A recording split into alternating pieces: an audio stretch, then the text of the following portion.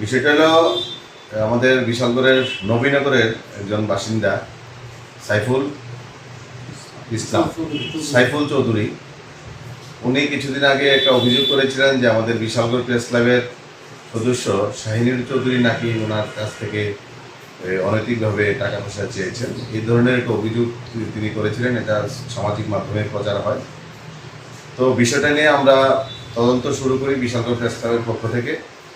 ওনার সঙ্গে সাইফুল বাবুর সঙ্গে আমাদের যোগাযোগ হয়, তদন্ত করে জানতে পারি এবং উনি নিজেও আজকে এসেছেন বিশালগড় প্রেস ক্লাবে, এসে বলেছেন যে এটা আসলে এমন না, ওনার প্রতিবেশী একজনের সঙ্গে ঝগড়া ছিল, এখানে একটা ঝামেলা হয়।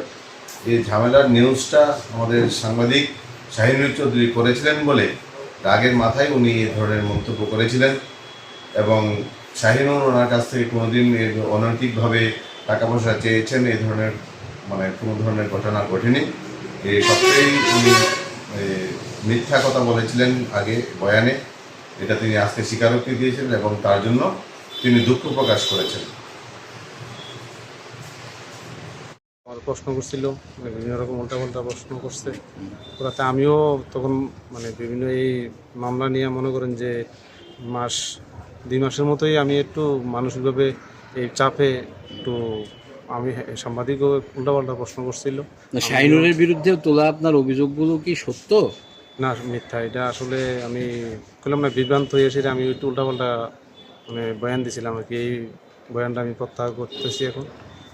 আসলে বিষয়টা আমার একটু ভুল হয়েছিল আর কি।